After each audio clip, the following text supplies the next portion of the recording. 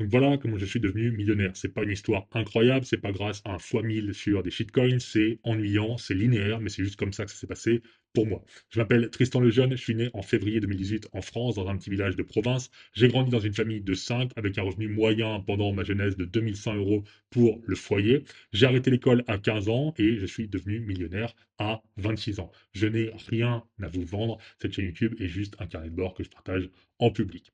Donc, on va commencer cette vidéo en 2013. J'avais 15 ans à l'époque. J'ai terminé la troisième, donc j'ai terminé le collège en juin 2013. Puis j'ai démarré un apprentissage donc un CAP en septembre 2013. À ce moment-là, en CAP, j'ai touché 565 euros en septembre, octobre, novembre, décembre. Et puis le reste de l'année, j'étais étudiant, j'étais collégien, donc j'avais 0 euros. Ce qui nous fait donc un salaire moyen, average sur l'année, de 166 euros.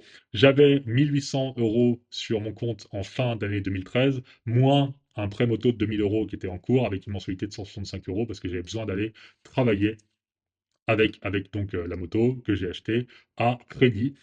Et donc en vérité, en patrimoine net à la fin de l'année 2013, j'avais que dalle, puisque j'avais un prêt sur le dos de 2000 euros et que j'avais 1800 euros sur mon compte, qui était quasiment, enfin le prêt était remboursé même pas à 20-30%.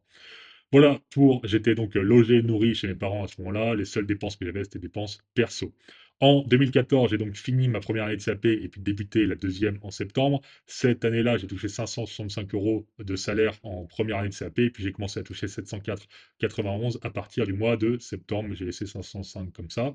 On voit que j'ai épargné 70% de ce que j'ai gagné la première année puisque à la fin, j'ai donc remboursé mon prêt puisque je l'ai remboursé en anticipé, et j'avais 3 400 euros à la fin de l'année 2014 à 16 ans, 100% épargne, toujours logé et nourri chez mes parents.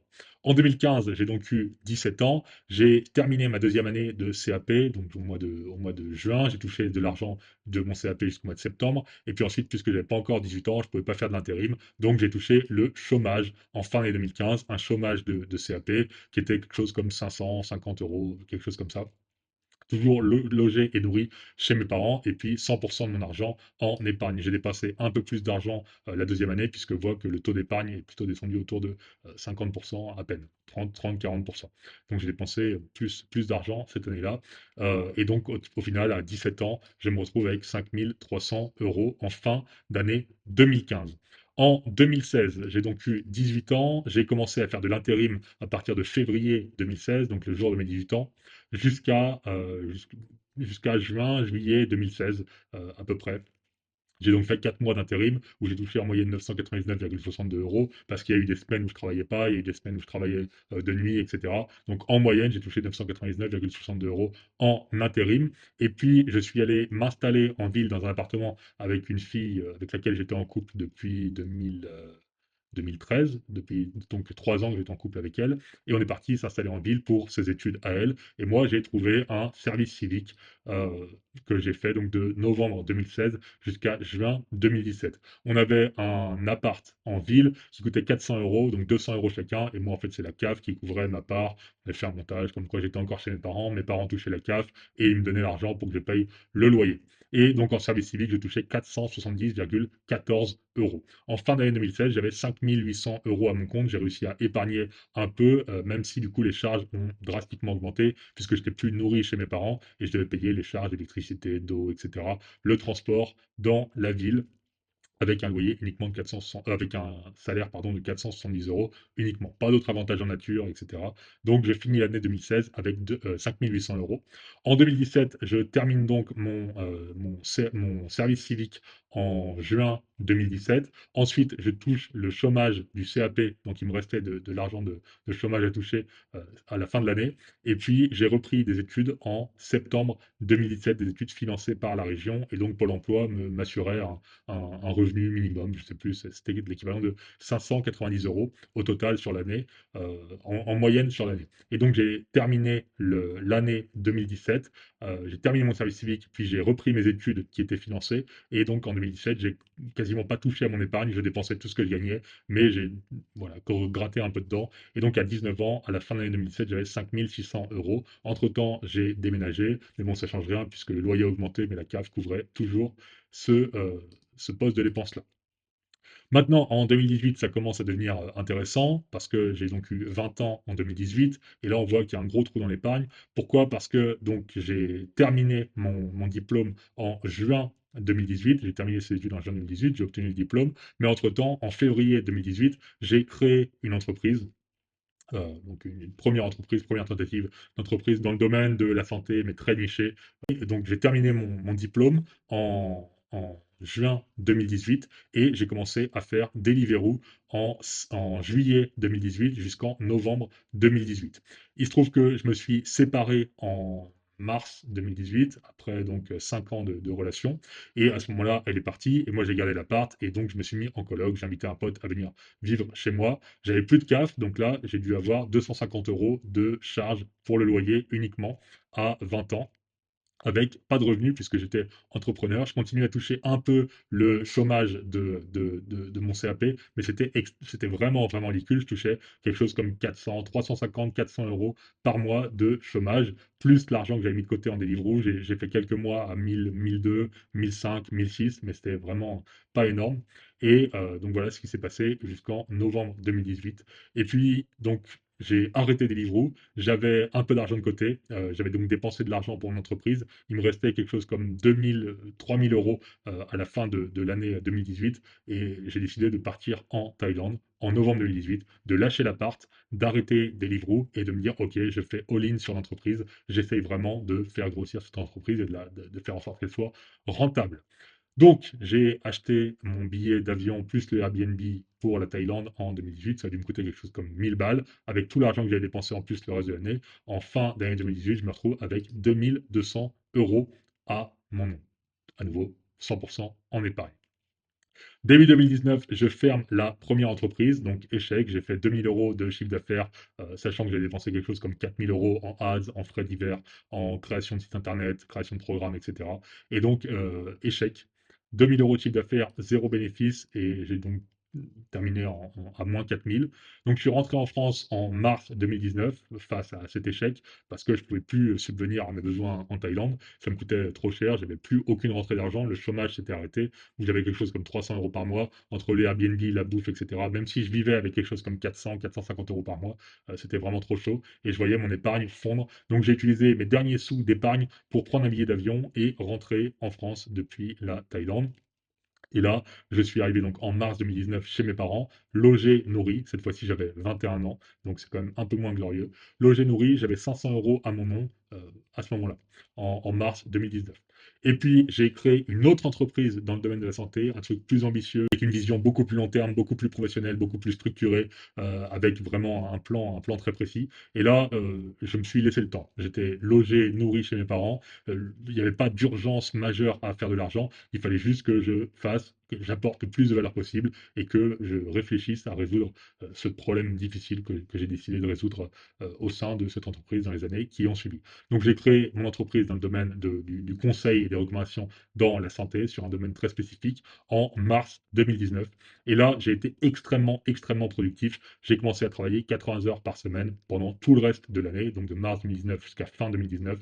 J'ai vraiment travaillé énormément et tout ce temps-là, je l'ai passé chez mes parents. J'ai fait un petit tour par la Bulgarie et la Hongrie vers le mois de août, septembre, octobre. Et puis je suis rentré chez mes parents parce que je n'étais pas aussi productif et ma structure de coût augmentait trop par rapport au chiffre d'affaires. Il se trouve que l'année 2019 a quand même été un premier pas pour moi, puisque l'entreprise a généré suffisamment de chiffre d'affaires à tel point qu'elle m'a versé des bénéfices de 17 000 euros. Donc en 2019, je me suis versé 17 000 euros de bénéfices. Ça fait donc un salaire moyen sur l'année de 1401 euros. Et en fin d'année 2019, j'avais 10 000 euros à mon nom. Et à nouveau, c'était tout le temps 100% en épargne sur un compte bancaire. Maintenant, 2020, je suis parti en Asie à nouveau en janvier 2020 Cette fois-ci dans l'idée de vraiment m'isoler, pour travailler encore plus fort et sortir de un peu ce giron, cette influence, familiale et surtout devoir rendre des comptes, dans la famille. Quand on est logé, nourri, il faut quand même rendre des comptes, il faut quand même faire la conversation et cetera, et être un peu, conciliant et ça me saoulait. Je voulais vraiment me concentrer encore plus que ça. Donc je suis reparti en Thaïlande. Cette fois-ci, j'avais plus d'épargne, cette fois-ci, j'avais du cash flow. Cette fois-ci, l'entreprise commençait à générer du chiffre d'affaires et des bénéfices et donc c'était un peu plus serein et je suis parti à Bangkok en janvier 2020 et je me suis fait expulser 2 mois plus tard à cause du Covid. Au moment où on est arrivé à l'aéroport avec des amis pour aller en Malaisie, et ben, l'aéroport était fermé et on a été renvoyé en France directement pour le Covid.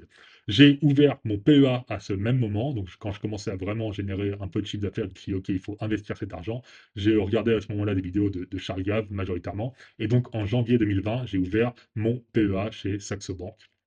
J'ai acheté le MSCI World dans le pic bas du Covid fin février. Je l'ai acheté vraiment quasiment au plus bas, dans le creux, creux, creux du MSCI World. J'ai acheté des actions Total, Air Liquide, Schneider, L'Oréal, LVMH, Pernod Ricard, euh, toutes les entreprises que Charles Gave, qui étaient dans le portefeuille idéal de Charles Gave à l'époque. Et ça, je les ai achetés pas au meilleur moment, mais j'ai quand même fait des bénéfices après dans les années. J'ai continué à acheter ça donc le reste de l'année 2020. Et puis, donc voilà, le confinement s'est passé en France, chez mes parents. J'étais à nouveau confiné, mais pendant le confinement, j'ai beaucoup travaillé et donc l'entreprise a généré aussi un bon chiffre d'affaires pendant le confinement. La croissance était toujours au rendez-vous. Et puis, post-confinement, j'ai déménagé en Europe de l'Est, donc en juin 2020, et j'ai aussi changé ma résidence fiscale, puisque là, j'étais au régime de la micro-entreprise, mais le chiffre d'affaires et puis de toute façon, ma situation géographique faisait que je me suis expatrié physiquement et fiscalement en Europe de l'Est à ce moment-là, en juin 2020. Et suite à ça, suite au déménagement, c'était une période aussi extrêmement, extrêmement productive puisque j'étais en deep work permanent, 70 heures par semaine. Déjà, pendant le confinement, j'ai travaillé vraiment beaucoup, mais dès que je suis arrivé en Europe de l'Est et que je me suis installé et que vraiment on avait la part, j'étais en coloc avec des amis, etc. Vraiment, c'était travail non-stop, non-stop, non-stop. Travail, entraînement, course, manger, travail, entraînement, course, manger, aucune distraction, très, très, très peu de loisirs. Enfin, vraiment, travail, quoi. De toute façon, à 22 ans, il n'y a pas grand-chose d'autre à faire. Et je trouve que ça a été une année payante pour moi puisque je me suis versé 102 300 euros de bénéfices en 2020. Donc il faut savoir que voilà, 20 mois avant, j'avais quelques centaines d'euros, 500 euros à mon compte quand je suis rentré chez mes parents, donc en mars 2019. Et fin 2020, je me suis versé au total 102 300 euros de bénéfices parce que le chiffre d'affaires était conséquent et je pouvais me le permettre avec cette nouvelle structure fiscale. Et donc, fin 2020, j'avais 75 000 euros à mon nom, dont 34 092,8 euros investis en PEA, toujours dans ces actions-là, c'est-à-dire Total, Air Liquide, Schneider et MSCI World qui étaient en train de bien remonter. Ce qui fait que je me suis versé l'équivalent de 8 500 euros de salaire en moyenne cette année-là, 55% d'épargne pour mon patrimoine et 45% de bourse en PEA. L'année 2021, désormais, je vivais toujours en Europe de l'Est, j'y ai vécu pendant un moment. Même chose, une année extrêmement productive avec 70 heures de travail en moyenne par semaine. J'ai gardé la stratégie d'investissement de Charles Gave. En vérité, je m'en préoccupais pas beaucoup. Ce qui comptait le plus pour moi, c'était la croissance de chiffre d'affaires de mon entreprise. J'ai commencé à recruter davantage, à avoir une structure de coût qui a augmenté un peu, mais le chiffre d'affaires était en bonne croissance. Et il se trouve que j'ai investi toujours plus dans ces actions-là et j'ai dû rajouter un peu des billes dans le Messi Award, ce qui fait qu'en fin d'année 2021, j'avais 88 356 euros sur mon PEA et j'ai aussi commencé à acheter de la crypto, mais c'était des sommes absolument ridicules. En 2021, je ne me souviens même plus comment était le marché. C'est juste que j'ai dû acheter au plus haut de l'époque, mais c'était vraiment pour tâtonner quelques centaines, quelques milliers d'euros au maximum. Et donc l'entreprise a eu une bonne croissance en 2021. Je me suis versé 141 538 euros de bénéfices cette année-là. Donc pour un salaire moyen de 11 794 euros, je me retrouve avec 180 000 euros de patrimoine à 23 ans, dont 60% d'épargne et 40% en bourse dans le PEA. Je sais, j'étais déjà résident fiscal en dehors de la France, mais j'ai gardé mon PEA à ce moment-là parce que je n'avais pas vraiment la tête à penser à d'autres véhicules d'investissement. Ma priorité vraiment absolue, c'était la croissance du chiffre d'affaires de mon entreprise. En 2022, désormais, j'avais 24 ans. J'ai continué à vivre en Europe de l'Est, toujours dans la même ville. avec cette fois-ci un appartement seul. J'ai quitté mes colocataires, on s'est tous séparés. On est resté dans la même ville, mais on s'est séparés. J'ai repris à voyager, parce que là, pendant cette période-là, c'était quand même le Covid, le vaccin, les impossibilités de voyager, etc. Et donc, j'ai recommencé à voyager en Asie, notamment, à partir de la fin de l'année.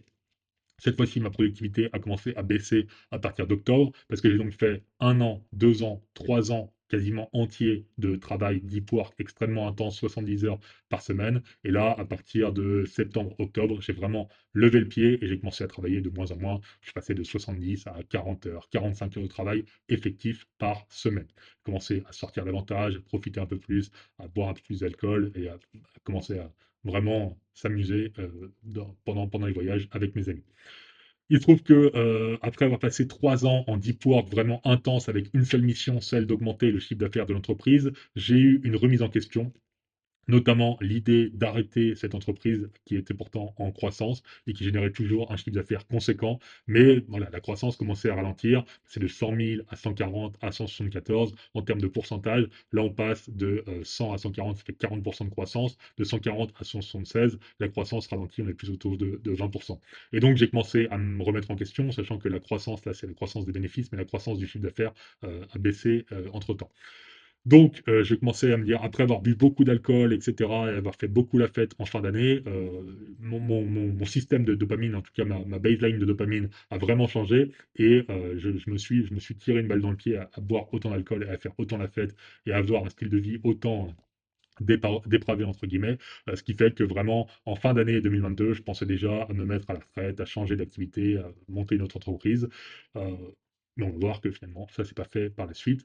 J'ai pas fait d'investissement actif, j'ai laissé tout l'argent sur Interactive Broker, donc j'ai ouvert un compte Interactive Broker en 2022, puisque j'étais plus résident fiscal en France. J'ai quand même gardé le PEA jusqu'à début 2023 sans le fermer. Et c'est à ce moment-là que j'ai commencé à acheter un peu de crypto.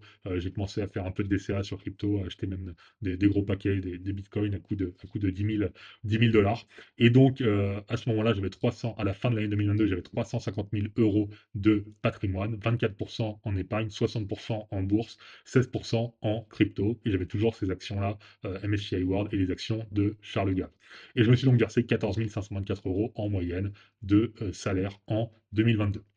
2023, désormais, j'ai eu 25 ans cette année-là. Je suis revenu de voyage en mars 2023, donc j'ai recommencé à travailler de façon intense et isolée après cette phase de remise en question qui s'est résolue simplement en arrêtant l'alcool et en me disant que bah, de toute façon, j'avais rien d'autre à faire que travailler. C'était une entreprise importante qui apportait une vraie valeur et qui résolvait des problèmes difficiles pour les gens.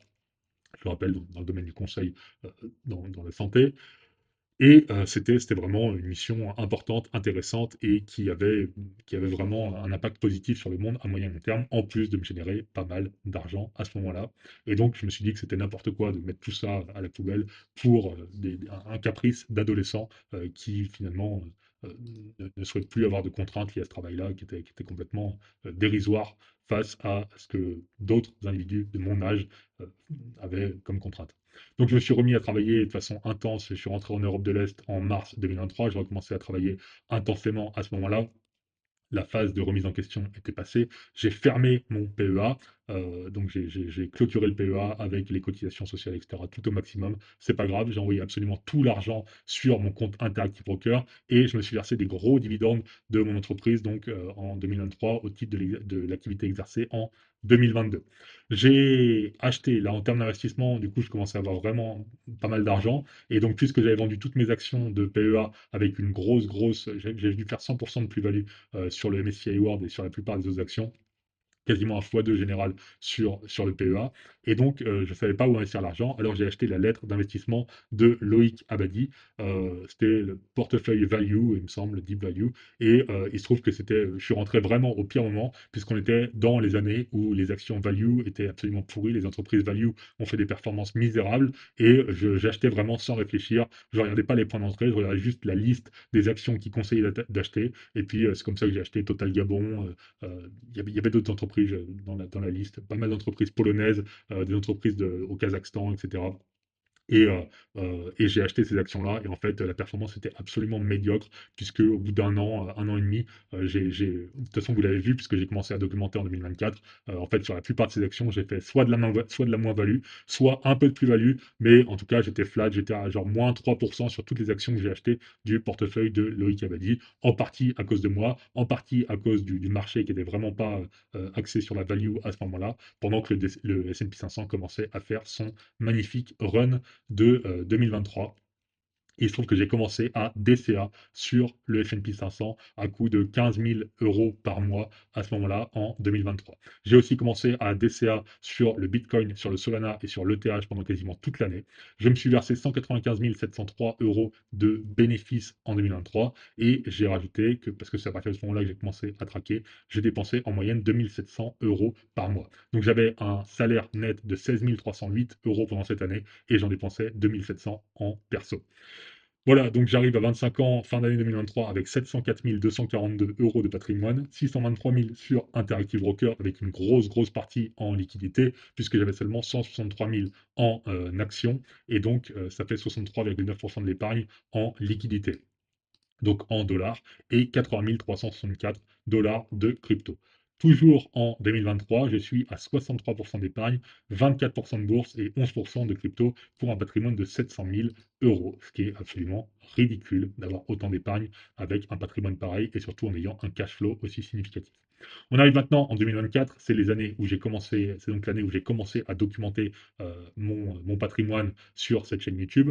J'avais donc 26 ans à ce moment-là. Je suis parti d'Europe de l'Est mi-2024, puisque les politiques sur l'immigration plus l'augmentation de la fiscalité m'ont poussé très gentiment vers la porte. C'est-à-dire, j'ai dégagé quand ils ont augmenté les impôts et commencé à importer le tiers-monde pour la main-d'œuvre.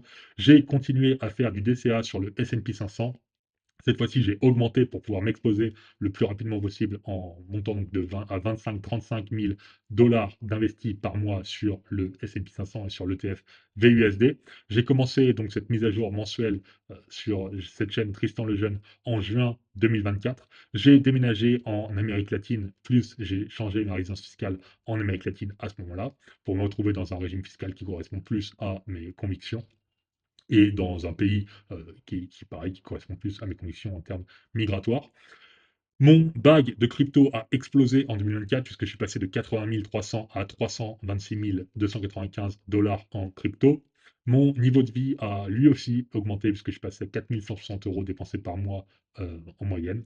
Cette année-là, j'ai absolument rien foutu puisque je travaillais en moyenne 1 heure à 2 heures par jour. C'est d'ailleurs pour ça que j'ai commencé cette chaîne YouTube parce que je m'ennuyais tellement de travailler aussi peu. L'entreprise continuait sa croissance lentement. J'ai continué à me verser des bénéfices puisque je me suis versé 237 546 euros de bénéfices en 2024, ce qui est significativement plus qu'en 2023.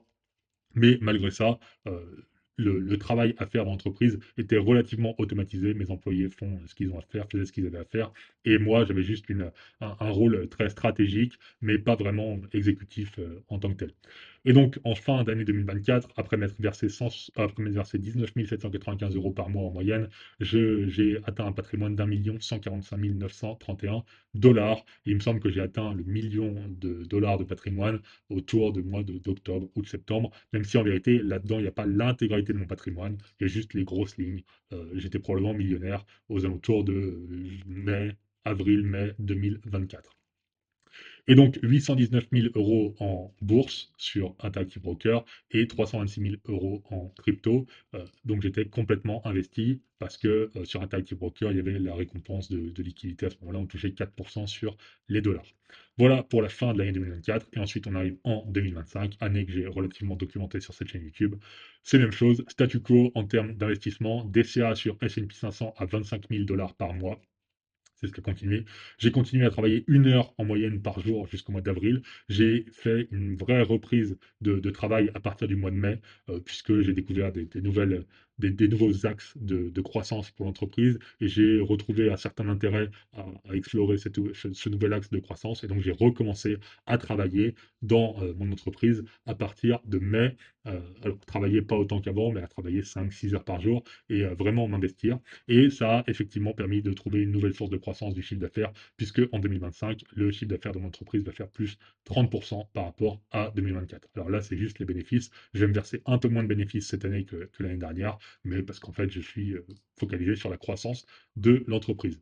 Pour le moment, on est en septembre 2025 et je me suis versé 161 073 euros de bénéfices de mon entreprise. Cette fois-ci, mon niveau de vie a explosé puisque je suis passé à 6 886 dollars par mois de dépenses en moyenne. Bon, pour un revenu qui avoisine les 19 000 euros, donc 18 119 euros, ça reste grosso modo 35% de mon revenu, ce qui fait que j'épargne encore 65% de ce que je gagne. J'investis en tout cas.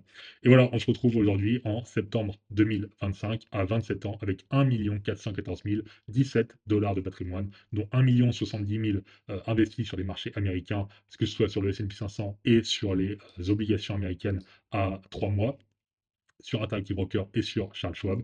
Et j'ai 343 204 dollars de crypto répartis en Bitcoin, ETH, Sol et en USDT sur Nexo, puisque j'ai 100 000 dollars sur Nexo.